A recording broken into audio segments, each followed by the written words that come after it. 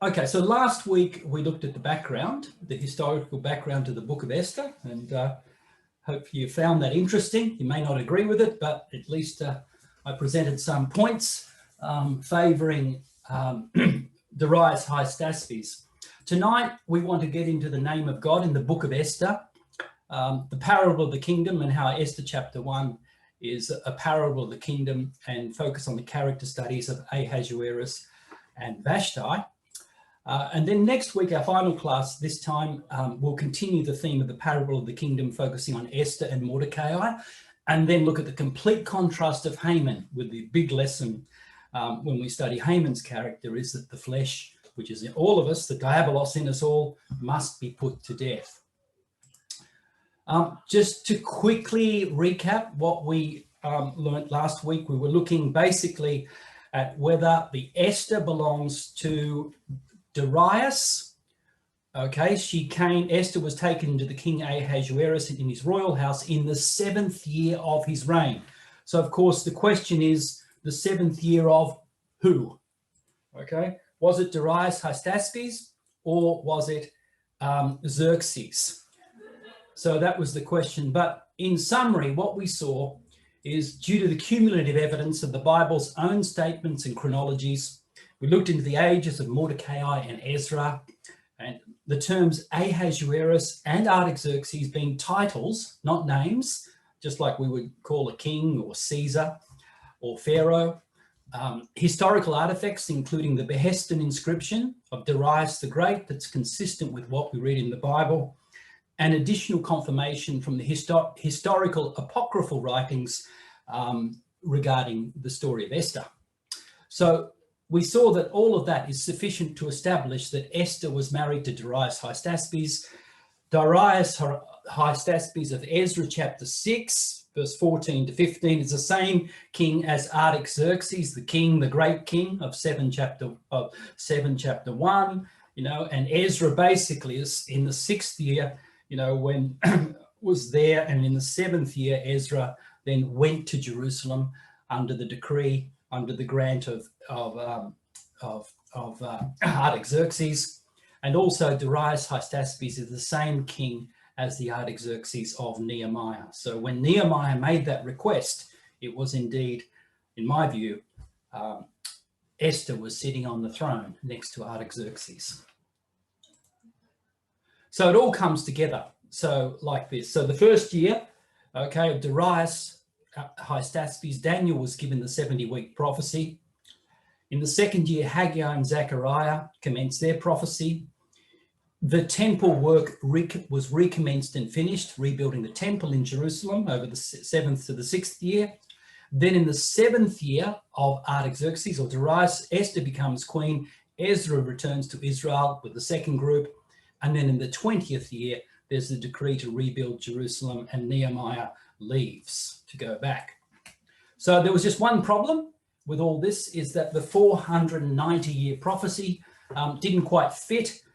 We can work, that's a timestamp because we worked that out based on the date of Christ. Going back, we should come back actually into this area, not to Xerxes, but even after, to Artaxerxes number 1. 465 to 424 BC.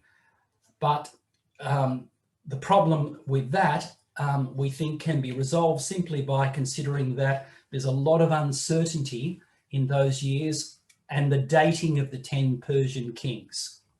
Okay, so as one expert on the chronology of the Old Testament said, despite the fact that Ptolemy is a mere late 2nd century compiler, writing nearly 100 years after Christ, so our whole basis for the 10 kings of the Persian Empire and how long they each reigned was written by someone who wrote 100 years after Christ, well after the event.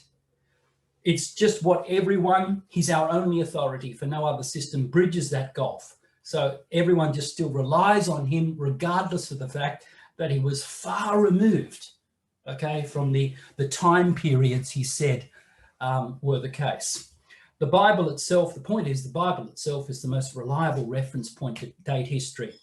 And so it's easy to understand that this period could have been overstated by approximately 50 years. And so if we if we do that, then everything will fit. Okay, we move them forward in time, forward 50 years, and then the 70-week prophecy occurs, okay, in line with what the Bible says on the decree to go forth and to build the walls, okay, of Jerusalem when Darius gave that to Nehemiah. Okay, so on to tonight's class. The book of Esther, it's a drama of good versus evil. It reminds us that God is in control. He's the main character. Even though he's not directly mentioned, we see a lot of providence, a lot of events that are orchestrated by God behind the scenes. Now, Israel's disobedience resulted in God allowing the Babylonians to destroy Jerusalem and take the Jews into captivity. They were there for 70 years. But 70 years later, Cyrus the Great invaded Babylon, the Medo-Persian Empire commenced, and the Jews were allowed to return home to Jerusalem. However, the problem was most refused. Most stayed there. Okay, in comparison to the Jews that came back to do the work of rebuilding the temple, most stayed there. They'd become Persianized. They were fully entrenched in the culture of the kingdom around them. And so the Jews of Esther's day were the grandchildren of those who were exiled. Why return to a broken city with nothing when we have everything here? You know, we can imagine the kids saying to their father and grandfathers, oh, look, stop talking about how things were in your day. You know, in my day, you know how kids knock us for saying that sort of thing. When I was young, I didn't do that. Well, kids don't like us saying that, do they? But anyway, I'm just making the point that you get a couple of generations go by and the young people growing up in that environment were very comfortable. Why go back, okay, to a city with nothing when they had everything there? So this partially explains why the book of Esther never mentions Jerusalem, the temple, the Abrahamic covenant, the Passover or Yahweh, because God had to work on another angle, okay, to convince them of the truth and to remind them of who they were, that they were God's people. So appearances can be deceiving. When we read tonight in Esther chapter 1, it looks like Ahasuerus is there in control of the greatest kingdom on earth, seated on his throne in Susa. However, the shadow of providence is hovering just above his throne. God is the king. He's behind the scene. And so we know these words well from Daniel chapter 4. The Most High ruleth in the kingdom of men, and giveth it to whomsoever he will, and setteth up over it the basest of men. This was true in Esther's day. For his dominion is an everlasting dominion, and his kingdom endures from generation to generation. He does according to his will in the host of heaven and among the inhabitants of the earth, and no one can ward off his hand or say to him, what have you done? Darius Hystaspes was a no one. He was the son of a general, but he rose to be the greatest and most important person in the Middle East, in the then known world, the king of Persia. So truly God set us up over the kingdoms of men, whom he will, including the lowliest men. So whatever the Lord does, he pleases in heaven and earth, in the seas and in all deep places. God is in control. And that's the lesson for us today too. Despite all the confusion, despite all the complexity in world events and what's going on, all the fear that the nations have, God is in control. Everything's working out according to his plan. And so the book of Esther, when we read it, it doesn't so much impress us about Esther. When we take a step back and think about it, it really impresses us about God. All right, now the name of Yahweh in the book of Esther, the king's name is 190 times there, but why isn't God's name there? And it's the only book of the Bible in which the name of God appears to be missing. We've seen many people say, oh, it's questionable, that book, you know, whether it really should be part of the canon of Scripture. So why isn't God's name explicitly mentioned? Well, I think there may be, first of all, a reason why it's not there. And that's the scriptural reason that we read in Deuteronomy 31. So, Michael, could you read this for us, please? Deuteronomy 31, verse 16 to 18. This people will rise up and go a-whoring after the gods of the strangers of the land, whither they go to be among them, and will forsake me, and break my covenant which I have made with them. Then my anger shall be kindled against them in that day, and I will forsake them, and I will hide my face from them, and they shall be devoured, and many evils and troubles shall befall them, so that they will say in that day, are not these evils come upon us, because our God is not among us? And for all that I will surely hide my face in that day, evils which they have wrought, in that they are turned unto other gods.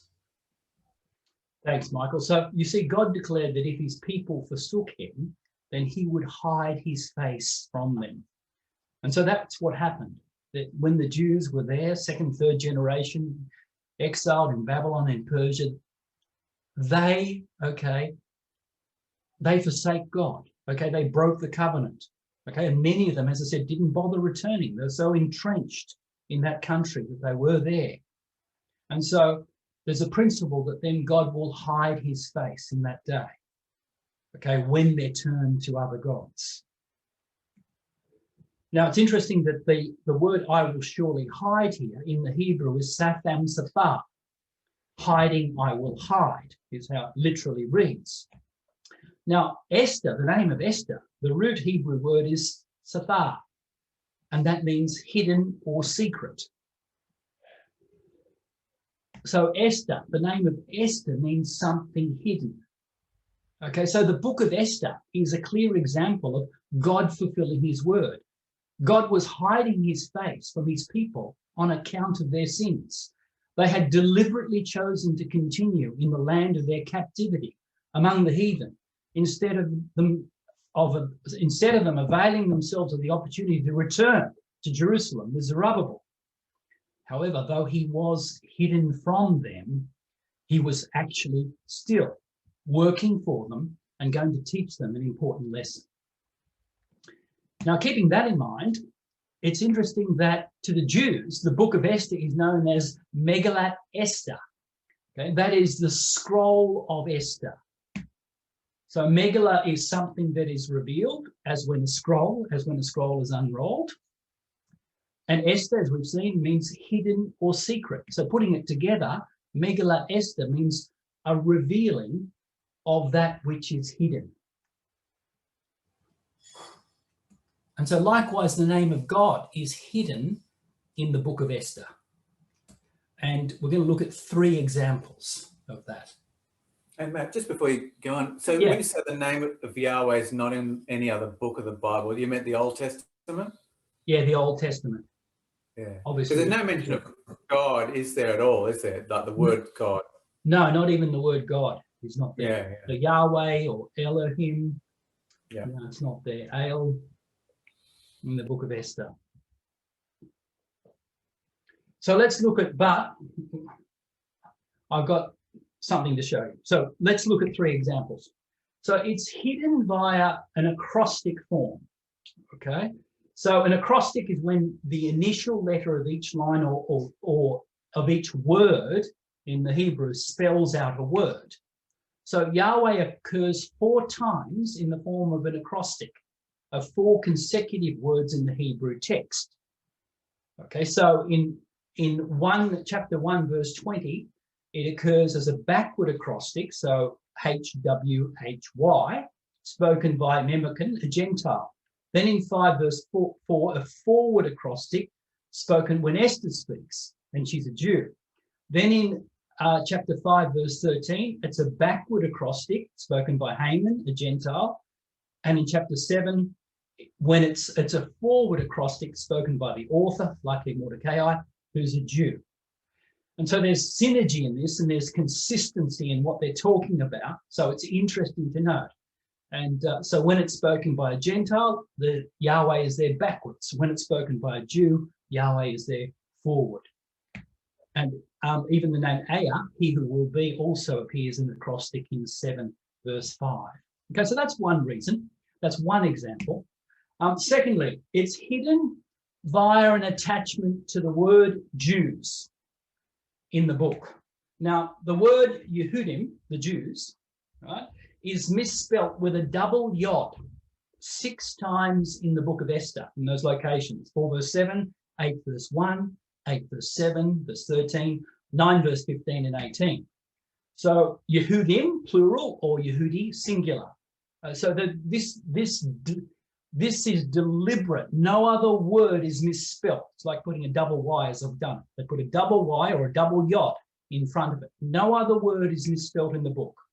And so the extra Y is an abbreviation of Yahweh, and it's attached to the word Jews. And so the point is, Yahweh was actually still among his chosen people, the Jews. And that's actually connected to the next point. It's hidden via the Hebrew Aleph Tav. Does anyone know what they are? The Hebrew letters Aleph and Tav? A is the first letter of their alphabet. Yes, Aleph is the first and Tav is the Last. the last. Yeah, that's right. It's the first and the last letters of the Hebrew alphabet. And it occurs more than 74 times in the book of Esther. Okay. But overall, this is not unusual. It's 7,000 times this occurs in the Old Testament. However, it's in English. It's not translated. We don't read it. The Hebrews read it. Okay, Ayas is how they pronounce it, but it's not translated. So here's Enhanced Strong's Lexicon on the word: Hebrew 853, untranslated particle, apparently contracted from Hebrew 226 in the demonstrative sense of entity. It's a sign of the definite direct object, not translated in English, but generally preceding and indicating the accusative or the object in the sentence. So, however, there's many more objects in the Hebrew text do not have this marker. Okay, so only some have them. It's not consistent. Now, I know when I learn other languages, particularly Korean, you have a subject marker and you'll have an object marker, and it's there every single occasion. As a rule of grammar, it's there. But in Hebrew, it's not. It's only there in certain circumstances. So this is interesting. Now, it's from the word, contracted from the word 226. So we look into that. It's just what the Strong's Concordance says again, uth. Okay, so they say probably from 225 in the sense of appearing. It's translated here as signs, ensigns, miracles, a mark, a signal, a distinguishing mark. Okay, so it comes from a word that means a sign, a mark, something that is distinguishing. And this word itself, the root comes from a word that means to consent or to agree. So it's a mark of consentment. It's a mark of signaling something important. You can get the sense. Okay, so that's the meaning of this word that's not translated in English, but is there all throughout the Old Testament, including 74 times in the book of Esther. Now, here's the thing, and here's why this is important. I just think it's impossible to dismiss this as just, well, something in the grammar that doesn't really mean much to us today. This is equivalent to Alpha and Omega in the Greek, the beginning and the end, the first and the last. Now, what does the New Testament tell us about the Greek letters, the Alpha and the Omega? Who does that represent?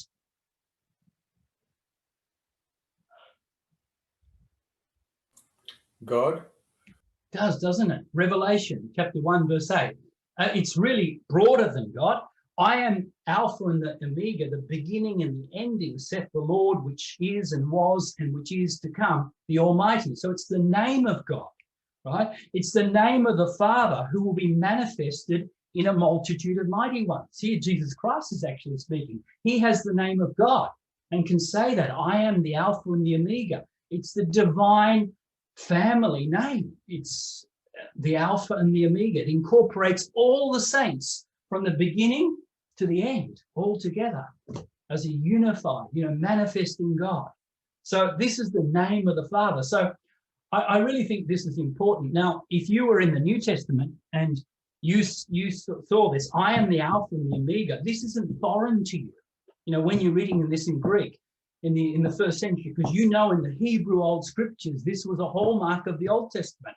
The Aleph and the Tav was all throughout it. So it didn't have its basis just made up in the New Testament. It's drawing, I think, from the Old Testament use of this very important object, which I think is placed there to illustrate that God is working in certain situations. Now, let's have an example. Before we get to Esther, we'll have a look at a couple of examples in Esther. Just have a look in the book of Ruth. Now, before, this is a reverse interlinear, okay? Taking the screenshot from the reverse interlinear here. And so you can see the English and then the Hebrew name for Ruth and then the Hebrew word here, the Strong's code 7327. So this is where Ruth occurs in chapter 1. And why did I put this up? I just put this up to show that you haven't got Aleph Tov, okay, before Ruth in chapter 1. When she's a Moabite, it doesn't come before Ruth. And it's interesting that the first occurrence of Aleph Tov in the book of Ruth is in verse 6, okay, when it speaks about then Naomi arose with her daughter-in-law to return from the country of Moab, for she had heard in the fields of Moab that Yahweh had visited his people and given them his food. So before Yahweh's people, the Jews, we have this Aleph Tov there, okay, the name of God, the Alpha and the Omega. Okay, so that's interesting. Now, in chapter 1, as a Moabite, before her name, Aleph Tov is not there. But when we get to the final chapter, when she's married now to Boaz and incorporated into the hope of Israel, we have Aleph Tov before her name. Also, Ruth the Moabite, the widow of Mahlon, I have bought to be my wife, to perpetuate the name of the dead in his inheritance. This is Boaz speaking. And then all the people who were set at the gate, and the elders said, we are witnesses. May Yahweh make the woman, before, in other words, Ruth, may Yahweh make this woman, and there you have the Ayas, the Aleph Tov, who was coming into your house like Rachel and Leah, who together built up the house of Israel, Aleph Tov before that. And then so again in verse 13, so Boaz took Ruth and she became his wife, Aleph Tov before that. So it's deliberate, okay? It's not random, I think. The placing of this Aleph Tov, which we know from the New Testament is the Alpha and the Omega, the name of God, is deliberate and indicates it. So I think we missed this in English, but it's there in the Hebrew. Now, the first occurrence of Aleph Tov in the book of Esther is in chapter 1, verse 4, where it speaks about Ahasuerus showing the riches of his royal glory and the splendor, okay, of his pomp and greatness for many days, for 180 days. So the riches of his royal glory and the splendor of his pomp and greatness, we have the mark of God before that. So what's it telling us?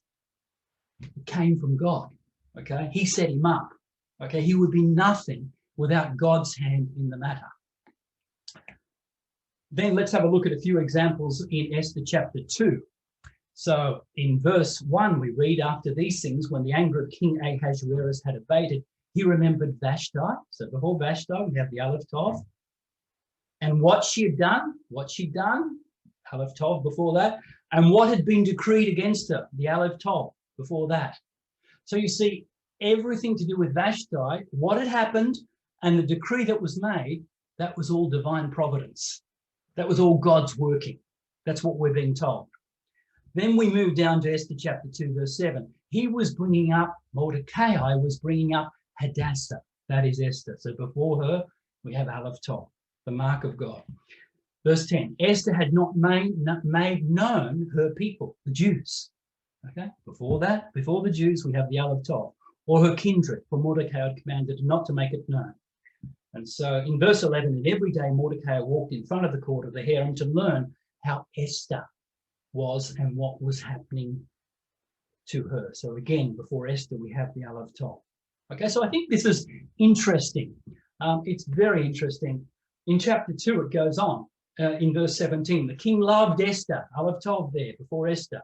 In verse 18, the king gave a great feast for all his officials and servants. It was Esther's feast, the name of God, before that.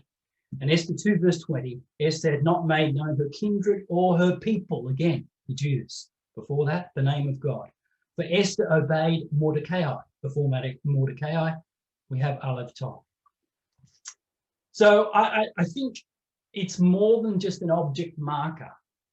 It's telling us something important, that God is the orchestrator of events behind the scenes. And I think the fact that in the New Testament, we're directly told the Alpha and the Omega, the first and the last in the Greek, is to do with the name of God. I think we can be confident that it's the same in the Old Testament as well.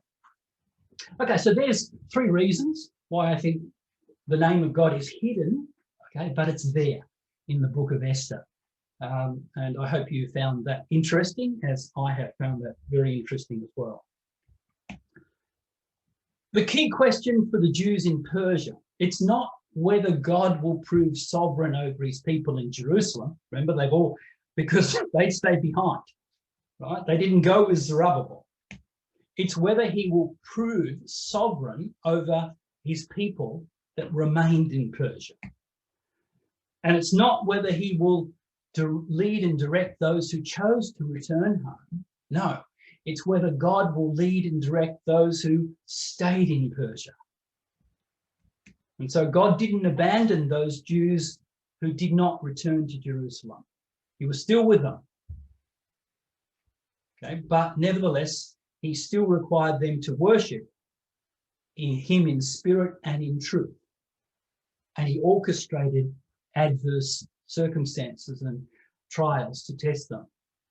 So the point is that the book of Esther reminds us that even when God's people forget him, he doesn't forget them. Now, of course, we're generalizing about all of the Jews who remain behind. Obviously, there were still some very faithful Jews. Mordecai himself, contemporary with Ezra, who did return, okay, but was called back to Persia because of the circumstances concerning Esther. And we know later that Esther requested prayer and fasting to be made for her for 3 days. And all of the Jews did this. So when we come into the story of Esther chapter 1 and 2, the rejection of Vashti and the selection of Esther, this is a parable of the kingdom. Okay, so just the parable of the future kingdom when Jesus Christ returns, okay, and he's the king and how he's going to interact with the whole world. So just keep that in mind and we'll summarize that at the end. Now, we want to move on to the character of Ahasuerus. And the common view of Ahasuerus is that he's an absolute dirty, rotten scoundrel. Okay, he's a tyrant.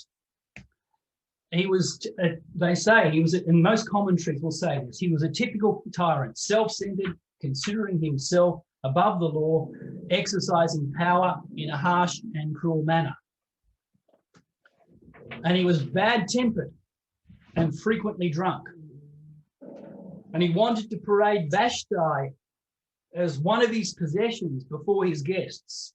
And many commentators suggest that probably he demanded that Vashti appear partially unclothed before everyone, or that she should dance, okay, like the case of John the Baptist, before everyone. And that Vashti had simply reached the limit of her ability to put up with Ahasuerus' bad behavior. And so on this occasion, she took a heroic stand and refused the king's command. And then after divorcing Vashti, Ahasuerus' tyrannical ways were tamed, or maybe somewhat tamed, by a Hebrew slave girl who became the new queen. So that's the typical view. And as we've said, as was mentioned last week, often, people believe that Xerxes, okay, was the queen in Esther's day, Xerxes. And if that was the case, I would agree. But because we think that Darius was the king, personally, I don't agree with that. There's no doubt that Xerxes was a terrible king. Okay, Herodotus records to us about Xerxes a couple of famous, infamous incidents that really tell us about what character of person he was. So just reading this, a man named Pythias offered Ahasuerus. Now remember, Ahasuerus is a title. It's not it could apply to any king of Persia, a man named Pythias offered Ahasuerus an enormous amount of money in support of his military expedition against Greece. So Ahasuerus, moved by this man's loyalty, returned the gift and sent the present back to Pythias. Now, what did he do next? When Pythias asked Ahasuerus to allow his oldest son to remain home from the war, the king, enraged by the request, ordered the son to be cut in 2 pieces and had the whole army march between them on their way to the battle. So Ahasuerus accepted all this money from this wealthy man to help finance his expedition, and then kills his son, off a small request. So this is terrible, isn't it? What kind of man is this that just impulsively acts like this? Okay, just entirely on his own whim and entirely based on his own rage. On another occasion, Xerxes travelled back to Susa and wintered in the city of Sardis, where he tried to seduce his sister-in-law. And she then refused his advances. He tried to seduce his own sister-in-law, and when she refused, later he had her and her husband, his own brother, tortured to death. Not a very nice man at all. And then you may have heard of this incident. This incident's quite famous. During his expedition against Greece, the same where he and more than 100,000 soldiers were held off for 7 days by Leonidas and the 300 brave Spartans. I think they've made a movie out of this, 300 or something. The 300 brave Spartans at the Battle of Thermopylae, I can't say that correctly.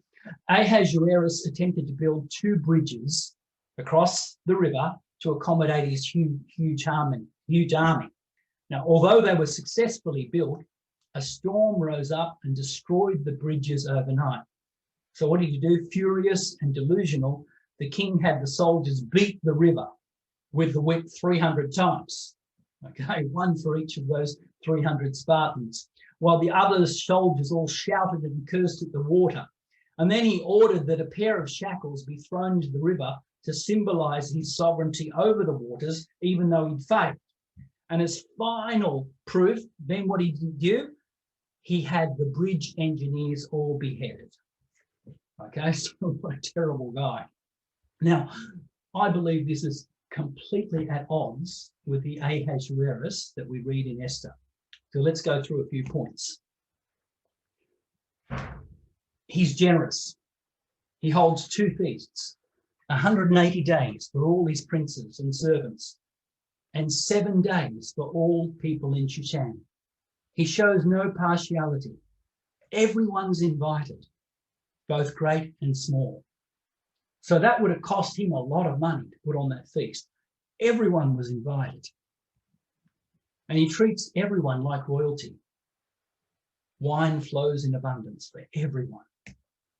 And drinking was according to the law. The king did not compel people to drink. And he did not allow mixed feasting or dancing. Right? Vashti feasted with the women separately, not openly in the court of the garden, but in the royal house.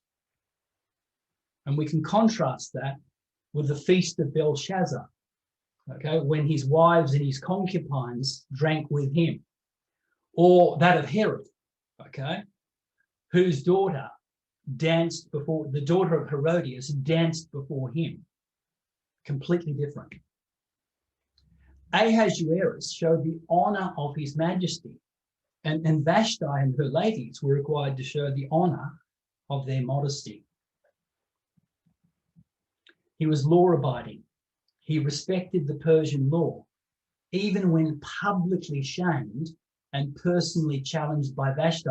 He didn't react impulsively. He didn't take matters into his own hand. Okay, he consulted with others about what should be done and what the law said should be done. Although merry with wine, he's not drunk. And although his anger burned in him, he's not reckless and out of control. And so if he's a typical tyrant, like Belshazzar, then his attraction to Esther and his selection of Mordecai actually reflect poorly on him. So again, although he's publicly shamed by his wife and he's filled with anger, he didn't take matters into his own hand. He surrounded himself with counselors who were well versed in the law. He didn't use his own power to seek revenge against Vashti, but submitted to the Persian law. And he's not reckless. He has the type of character that Vashti thought she could rebel against and succeed.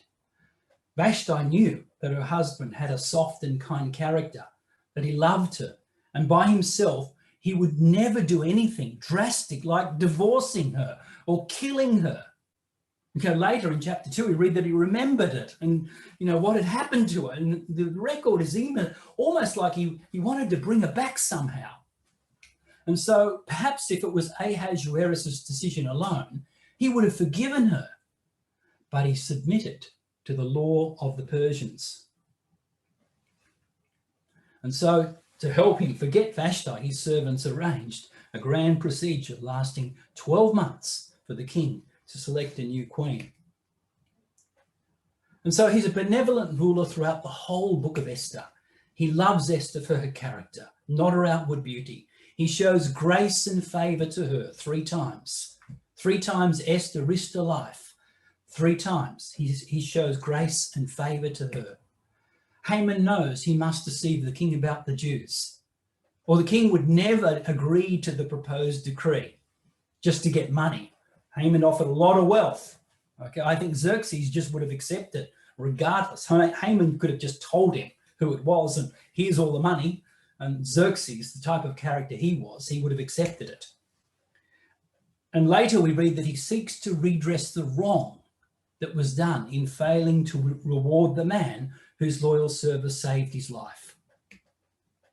And so he has and that was of course Mordecai, he has high regard for Persian law. He knows he can't by himself, he cannot overturn a decree, even though he may not support it. So his judgment is consistently based on what is lawful and just for the empire, not what's best for him. He's not necessarily a God-fearing man, but his character was no accident. God raised him up for a very special purpose, much the same way as several other Gentile kings who were sympathetic to the Jews were raised up by God during their period of captivity. So he values Mordecai for his character and judgment and elevates him to be prime minister. So I don't think it's Xerxes. I think it's more likely an entirely different character, more likely Darius. Now, let's talk about Vashti's rebellion. In summary, she rejected her need to honor her husband. The purpose of the king's feast was to publicly display the honor, the majesty, the glory, and the beauty of the empire, which we saw before, all came from God. Okay? The Aleph Tov is all in that phrase. And the feasts were also designed to promote goodwill, right living, loyal service to the empire. And of course, the queen plays a vital role in promoting that, just like the queen does today. Okay, and the princesses who the royal family are married to, they are public figures with an important role to play to the world. Now, the king was not out to demean Vashti, but rather to present her as part of the majesty of the kingdom.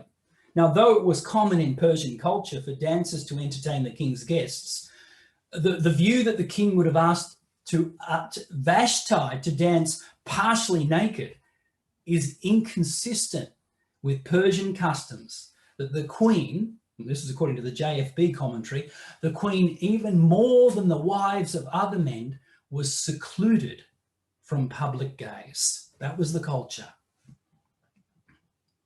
So the king then made her the centerpiece. He brought her out from being secluded from public gaze, which was the normal thing. And remember, he'd invited everyone, all the citizens, low and high, to be there. Normally, they wouldn't have the honor of seeing the beauty of the queen. But the king made her the centerpiece of this final grand day. And he pays her the highest tribute with full dignity and honor. And so it's much like what we see in the royal weddings today. The focus of these marriages is on the woman. Even though the person who has all the power is the king or the prince or the king-to-be, the whole world is focused at that point on the beauty and the woman. Now, what about Vashti? Well, remember from last class, okay, we mentioned that during the first year of his reign, Darius married Atossa, okay, according to the historians, and she was the previously twice married daughter of Cyrus. Okay, so Cyrus's daughter was Atossa. Cyrus's son, Cambyses, who reigned for a short period, married his own sister, okay, Atossa. And then when he died and there was a usurper before Darius came along, she was married to this other man as well, briefly. So 2 times she was already married. And then finally, she was married to Darius. So this is how if you like, the Persian Empire came about, because it's the Medo-Persians. The Medes came from Cyrus and Vashti, Atossa.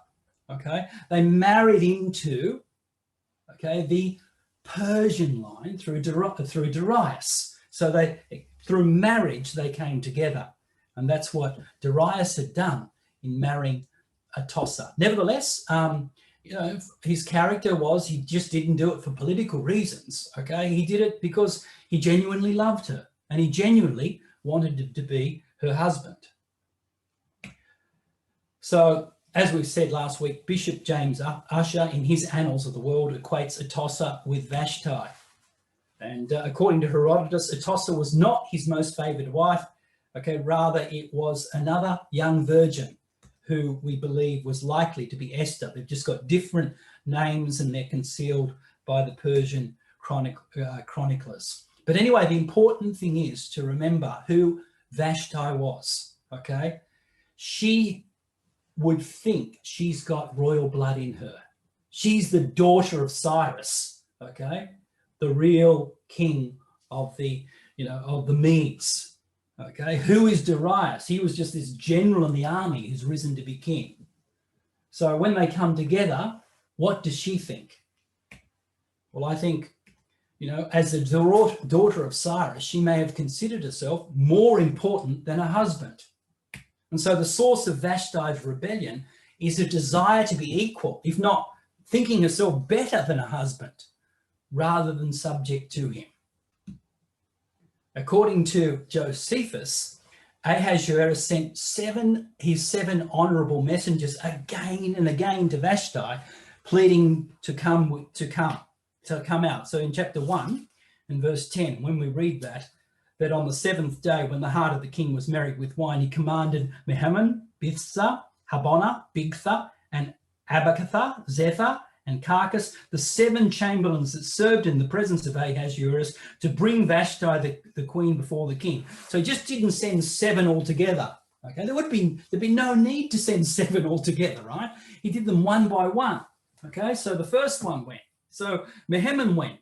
He was unsuccessful. Comes back. Then Ahasuerus sends Bithsa. He didn't work. So then next, and it goes forward all the way through those 7 princes who were around him, that he continually tried and tried, made 7 attempts, separate attempts, pleading with Vashti to come. But she aimed to publicly humiliate her husband, to dishonour him in his own household. And rather than seeking to privately discuss the cause of her unhappiness with her husband, she picked an opportune time.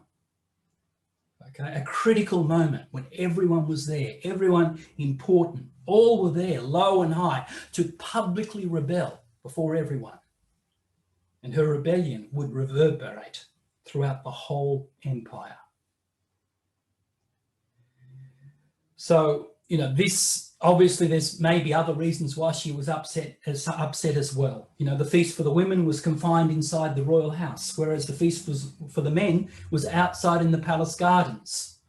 Okay, the king had waited until the last day of the feast to call her, rather than calling her to be with him for the first day. But nevertheless, Ahasuerus was abiding by Persian culture and custom, and his motive was not to demote or to demean her. Certainly not to ask her to come and dance half naked before everyone. He was aiming to present her as the jewel, as the crown of the empire at the finale of the feast. So Memucan recognized that what had happened in the palace would impact every Persian household. It wasn't the king's ego that was threatened, but rather the domestic stability of the empire. So the wives would generate contempt, disesteeming their husbands, who would respond in wrath. Okay, there would be that conflict in the household, which was predicted actually from Genesis 3 verse 16, between a man and a woman. Naturally, unguided by spiritual way of life, there's conflict there. And the result would be a torrent of domestic upheaval throughout the whole empire. And so the remedy for Vashti's rebellion is a new law reaffirming the need for wives to honor their husband in verse 20. And this is the divine principle, isn't it, that we learn in the New Testament as well, that wives are to submit to their husbands. Michael, could you read here at the bottom, Ephesians chapter 5, verse 22 to 24. Wives, submit yourselves unto your own husbands as unto the Lord. For the husband is the head of the wife, even as Christ is the head of the ecclesia, and he is the Saviour of the body. Therefore, as the ecclesia is subject unto Christ, so that the wives be to their own husbands in everything. Thanks. So this principle was established on the sixth day of creation, 1 Timothy 13 verse 2. We know. Adam was first formed, and it's interesting, in 1 Timothy 2, the apostle gives two reasons why the wife should be subject to the husband. The first is Adam was first formed, and that happened before sin. Okay, the second is related to what happened when they sinned. Eve was deceived. But even before that, God's original design from creation, Adam was first formed, is the important number one reason. The husband is the head, and this is applicable to all marriages. Now, when it is obeyed, God is glorified, and the foolishness of Eve is avoided. And there's a natural resentment, isn't it? Any time one person is asked to submit to another. You read the context of Ephesians chapter 5, it's all about everyone being submissive one to another. We all have to submit to one another. But there's a natural resentment anytime we're asked to do that. But we've got to humble ourselves and do it. Vashti's contempt for her husband was not unique. And most wives experience this same feeling in their marriage. But God asks a wife to submit to her husband, not because he deserves it necessarily at all, but by faith and out of love. And she's not absolved of this requirement, even if a husband doesn't believe the truth or is spiritually weak, as the Apostle Peter says in chapter 3. You know, any has a husband outside the truth, he may be convinced by the conversation and the behavior of the wife. And so a wife who explains away her need to submit to her husband rejects the divine command here and follows Vashti thinking. But on the other hand, we also read in Ephesians chapter 5 that husbands are to sanctify and agape love their wives. In other words, do everything they can to help their wives to get into the kingdom, to sacrifice them for them. Michael, can you read this as well? Ephesians 5 verse 25 to 29. Husbands, love your wives, even as Christ also loved the ecclesia and gave himself for it, that he might sanctify and cleanse it with the washing of water by the word, that he might present it to himself a glorious ecclesia, not having spot or wrinkle or any such thing, but that it should be holy and without blemish. So ought men to love their wives as their own bodies. He that loveth his wife loveth himself. For no man ever yet hated his own flesh, but nourisheth and cherisheth it, even as the Lord, the ecclesia. Thanks, Michael. So Christ has established the accountability for each husband to do all he can to save his wife, to do all he can. And this is just not making the wife feel comfortable, okay, and making her happy. Agape love really is everything about helping her get into the kingdom, making sure she gets into the kingdom. Remember in 1 Corinthians 13, Paul says, though I give my body to be burned, though I give all the money to the poor, I can still not have agape love. So agape love is just not sacrifice for the sake of sacrificing and making someone feel better. It's got an objective in mind. Okay, it's an objective to get each other into the kingdom, to save his wife eternally. And so the husband is to sanctify his wife by first sanctifying himself. That's separating yourself from the world's influence and washing yourself with the word of God. You've got to do that. The husbands have to be doing that first to themselves, and then they can help their wife. He is to wash her in the word, to nourish, to cherish her above all other relationships, to love her as his own body. And likewise, he too is to love her by faith, not because she's earned his love or she deserves his love. Okay, goes both ways here, but out of obedience to God.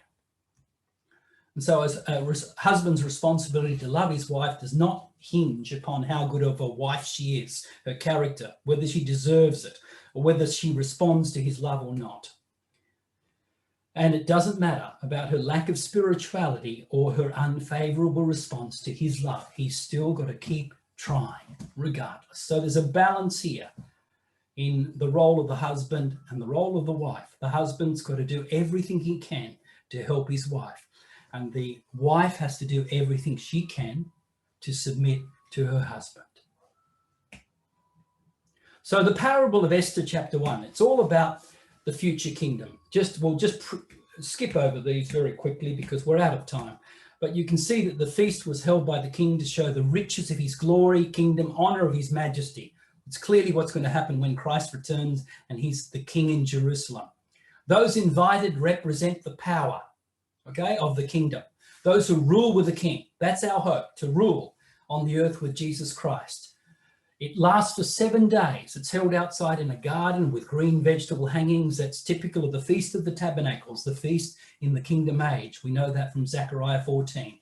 None are compelled to attend or to participate.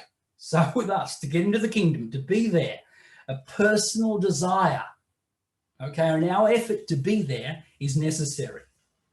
And there's other things here. Drink from golden vessels, the redeemed, their tried faith, come from all walks of life, the royal wine, the wine of the kingdom. Those invited are great and small, and some are rejected, as Vashti was. Those who refuse to honor and obey the king, they are banned forever from his presence. But another group is selected in their place who are better, since they chose to obey the king and willingly reflect his glory. There's multiple references to 7 days, 7 eunuchs, 7 wise men, Esther's maidens in chapter 2, the year she's crowned, the 7th year of Ahasuerus, and all points to the future age. So let's finish now. So tonight we've seen the name of God in the book of Esther. I hope you got a little bit more confidence that the name of God is actually there, even though it's hidden, like I have. We've looked at the character of Ahasuerus and Vashti, that Ahasuerus wasn't such a bad king after all. He was quite a reasonable man. And that Vashti, as the daughter of Cyrus, it somewhat explains her position of pomp and arrogance towards her husband. Next week, we'll focus on the character of Esther and Mordecai and Haman. So thanks, everyone. We'll leave it there.